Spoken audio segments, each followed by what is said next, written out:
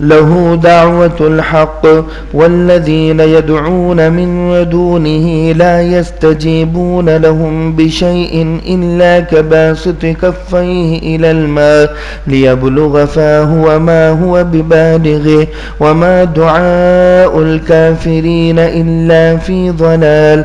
صدق اللہ العظیم. پارہ نمبر 13 سورہ رعد آیت نمبر 14 کی تفسیر چل رہی ہے. اللہ تبارک و تعالیٰ فرماتا ہے کہ اللہ کو پکارنا حق ہے. اللہ کا ایک نام حق بھی ہے. لہو دعوت الحق، دعوت کے معنی پکارنا ہے. اللہ سے جو بھی دعا مانگو گے تو وہ حق ہے، یعنی سچ ہے، وہ ضائع نہیں جاتی ہے.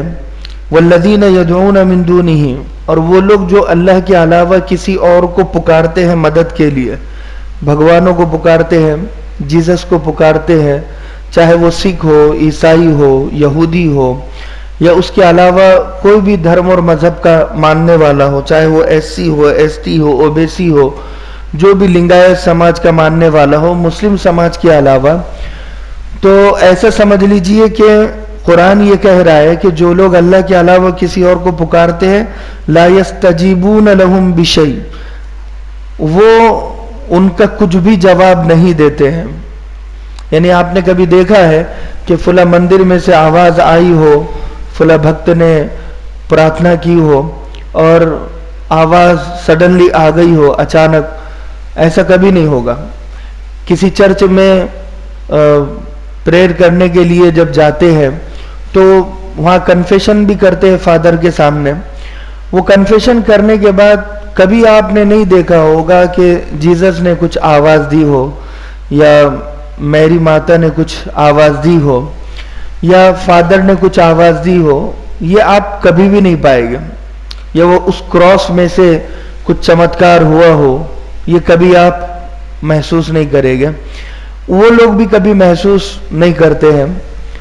اور گرودوارے میں وہاں پر تصویر لگی ہوئی ہوتی ہے ان کے مہاراج کی، تو وہ خود ایک انسان ہے، وہ خود ایک محتاج ہے.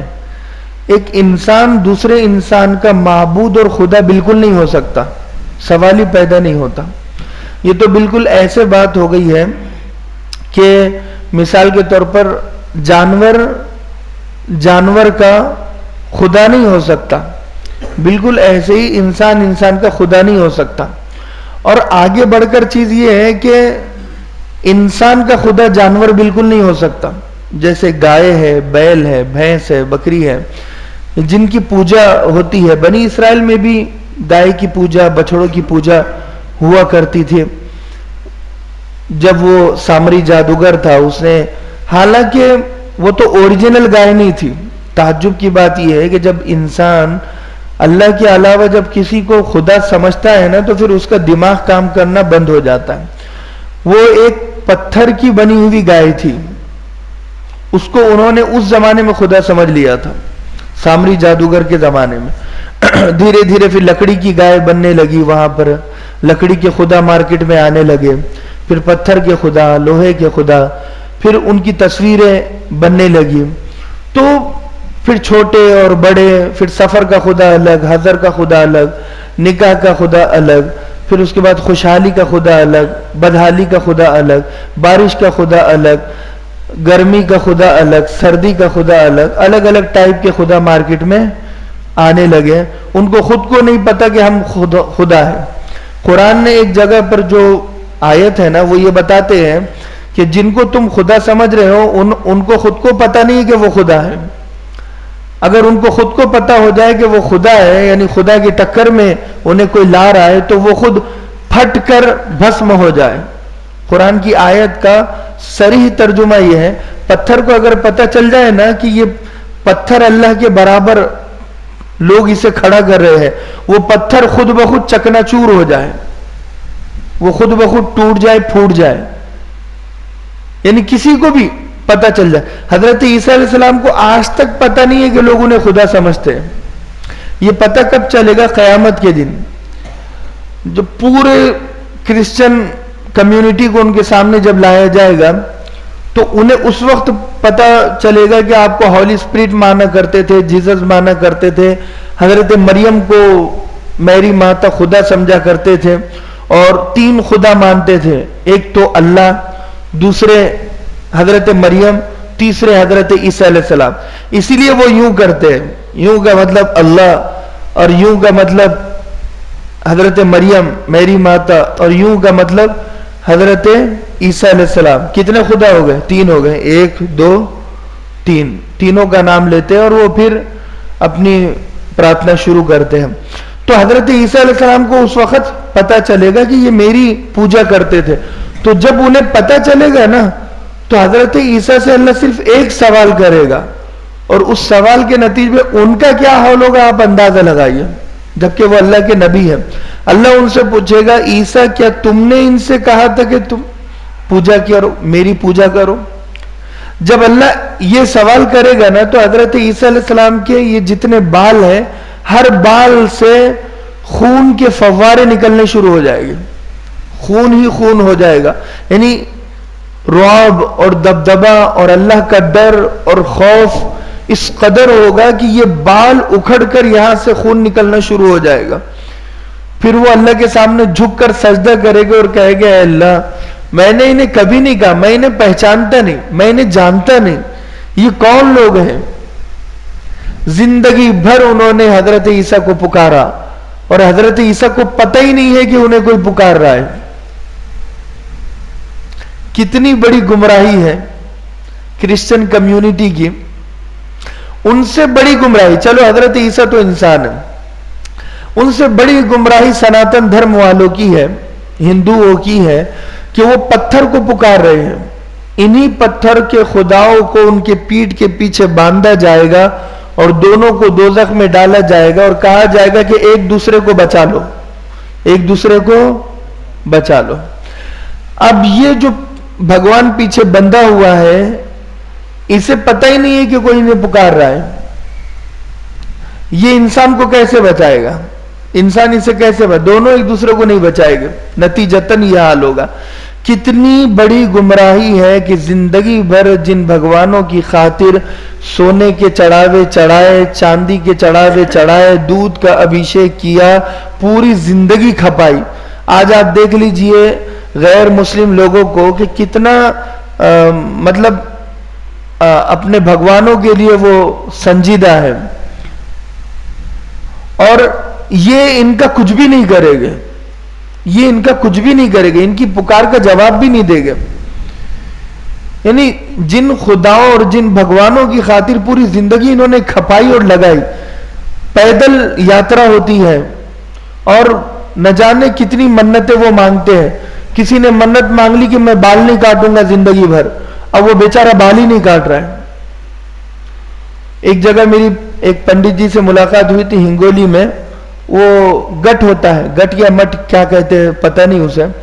ہم علماء جماعت میں چل رہے تھے اس وقت، ہم وہاں پر گئے اور اتفاق سے وہ پنڈت سے کسی عالم کی ملاقات تھی تو انہوں نے دعوت دی. اب ہم لوگ وہاں پر چلے گئے، ہم نے وہ مٹ کو اندر سے دیکھا، مٹ یا گٹ کیا کہتے پتہ نہیں. تو ہم بات کر رہے تھے وہاں پر، تو ان کے بال یہاں سے تو یہاں تک پیر تک پورے مطلب نیچے تک ان کے بال تھے اور 2 خادم تھے جو ان کے بال کو پکڑے ہوئے تھے. تو ہمارے جو مفتی صاحب تھے، جو امیر تھے جماعت کے، انہوں نے پوچھا کہ یہ کیا معاملہ ہے، مطلب مہاراج آپ یہ کیا مسئلہ ہے؟ تو وہ کہنے لگے کہ میں نے منت مانگی تھی جب میں 18 سال کا تھا کہ میں بال کبھی نہیں کاٹوں گا اور بال برہمچاری اپنی زندگی گزاروں گا، یعنی نہ شادی کروں گا، نہ بیوی، نہ بچے. میں اپنا پورا جیون سمرپت کرتا ہوں بھگوان کے لیے، یعنی پورا جیون بھگوان کے حوالے کر دیتا ہوں. تو وہ مفتی صاحب نے سوال کیا کہ پھر تو شادی کر کے بھی تو آپ سمرپت کر سکتے ہیں. انہوں نے کہا نہیں، ڈسٹرب ہوتا ہے، شادی ہوگی تو پھر ڈسٹرب ہوتا ہے، بھگوان کو ٹائم کم دوں گا میں، اسی لیے میں یہ کر رہا ہوں. کہا کہ ٹھیک ہے. وہ ہم جب واپس آئے تو بالکل ہم تو یہی ہنس رہے تھے وہاں پر. ہم جب واپس آئے تو مفتی صاحب نے ایک بات ہم سے کہی کہ دیکھو ساتھیوں، ان کے جذبہ قابل قدر ہے. ان کا جو جذبہ ہے نا اپنے بھگوان کے پرتی کہ وہ بال نہیں کاٹیں گے اس کو راضی اور خوش کرنے کے لیے، ان کے جذبے میں سے اگر ایک جذبہ بھی مسلمانوں کو آ جائے نا تو پھر اللہ ہر ایک سے راضی ہو جائے. 18 سال سے لمسم ان کی عمر 60 سال کی ہوگی جب ہم نے ان سے ملاقات کی ہے. سوچئے کہ تھوڑے سے بال بڑے ہو جائے نا انسان بے چین ہو جاتا ہے. یقین مانیے آپ 2-4 مہینے کے بعد ہمیں حجام کے پاس جانا پڑے گا, نہیں تو لوگ خود کھینچ کر ہمیں لے کر جائیں گے بھائی جا تو حجام کے پاس. اور ایسے سکھ کمیونٹی کا ہے کہ وہ سمجھتے کہ اگر ہم کوئی بال کا نیچر کو وہ فالو کرتے ہیں کہ جب حضور صاحب نے ہمیں بال دی ہے تو ہم کیوں کاٹے, تو بال نہیں کاٹتے, بغل کے بال نہیں کاٹتے, سر کے بال نہیں کاٹتے, کسی بھی جگہ کے بال نہیں کاٹتے. سوچی کتنی بے چینی ہوتی ہوگی. لیکن ان کا مقصد یہ ہے کہ ہم حضور صاحب کو راضی کر رہے ہیں, اور یہ پنڈت کا بھی مقصد ہے کہ میں بھگوان کو راضی کر رہا ہوں. تو وہ جذبہ ہے. آج ہمارے پاس اللہ ہے, قرآن ہے, حدیث ہے, مسجد ہے, مکتب ہے, مدرسہ ہے, سب کچھ ہے, مگر وہ جذبہ زندہ نہیں ہے نا. مسجدیں اسی لیے تو خالی ہے. آپ صبح جائیے مندروں میں کوئی نہ کوئی موجود ہوگا. میں صرف جذبہ بتا رہا ہوں, حالانکہ ان کا سارا نقصان ہے. مجھے یقین مانیے جب بھی میں کسی غیر مذہب کے آدمی کو دیکھتا ہوں نا تو مجھے اس سے نفرت ہونے کے بجائے مجھے اس پر ترس آتا ہے, رحم آتا ہے کہ اللہ اس نے ایک پتھر کو راضی کرنے کے لیے کیا کیا نہیں کر دیا, کیا کیا نہیں کر دیا. اور وہ کرسچن نے بھی کیا کیا نہیں کر دیا, سکھ نے بھی کیا کیا نہیں کر دیا, لیکن فائدہ کچھ بھی نہیں ہے, کچھ بھی فائدہ نہیں ہے. Zero result, zero. دوزخ میں جائے گے بغیر حساب کتاب کے. اور آج ایک مسلمان بچہ اللہ اگر کہہ دے نا, یہ جیسے بچہ سبحان اللہ کہہ دے, تو وہ پوری سکھ کمیونٹی نے زندگی بھر جو کیا ان پر یہ اللہ کا لفظ بھاری ہے, کیونکہ یہ علم کے ساتھ ہے اور یہ صحیح پکار رہا ہے. وہ جتنے ان کے سمجھ لیجئے جتنی پکار ہے ان کی, جتنے ان کے مرادیں ہیں, وہ اللہ کے سامنے فیل ہے. تو یہاں پر اللہ وہی بتا رہے صاف الفاظ میں, لا یستجیبون لہم بشیء, وہ ان کی کسی چیز کا جواب نہیں دیتے, الا کباسط کفیہ الی الماء. اب یہ جو مثال ہے نا, اللہ کرے سمجھ میں آ جائے, اس مثال کے بعد آپ خود ترس ہمدردی ہو جائے گی آپ کو خود ان لوگوں سے جو اللہ کو نہیں جانتے ہیں. اللہ کہہ رہا ہے کہ ان کی مثال ایسی ہے کباسط کفیہ الی الماء, کہ جیسے ایک پانی کا کنواں ہے اور پیاسا اس کنویں کے پاس گیا, اسے بہت پیاس لگ رہی ہے. اللہ مثال دے رہا ہے کباسط کفیہ الی الماء, پانی کا کنواں سامنے ہے اور وہ پانی پینا چاہتا ہے, مگر اس کے پاس طریقہ اس نے یہ اختیار کیا کہ اپنے دونوں ہاتھ پھیلائے ہوئے, کباسط کفیہ الی الماء. اب اس کی پیاس بجھے گی؟ وہ کنویں میں سے پانی خود بخود چل کے اس کے پاس آئے گا, اس کے منہ میں جائے گا؟ نہیں جائے گا. ریزلٹ کیا رہے گا کہ یہ پیاسا مر جائے گا, مگر وہ کنویں میں سے پانی آٹومیٹک نہیں آئے گا. آپ سمجھ لیجئے کہ آپ نل کے پاس گئے اور آپ ہاتھ پھیلائے ہوئے ہیں, نکل جا پانی, نکل جا پانی, نکل جا, وہ پانی نکلے گا؟ نہیں نکلے گا. بالکل یہی مثال اللہ دے رہا ہے غیر مسلموں کی, یعنی مسلمانوں کے علاوہ جتنے خداؤں کو وہ پکار رہے ہیں نا, بالکل ایسے ہی. ایسا سمجھ لو کہ ان کا خدا وہ پانی ہے. کیا ہے؟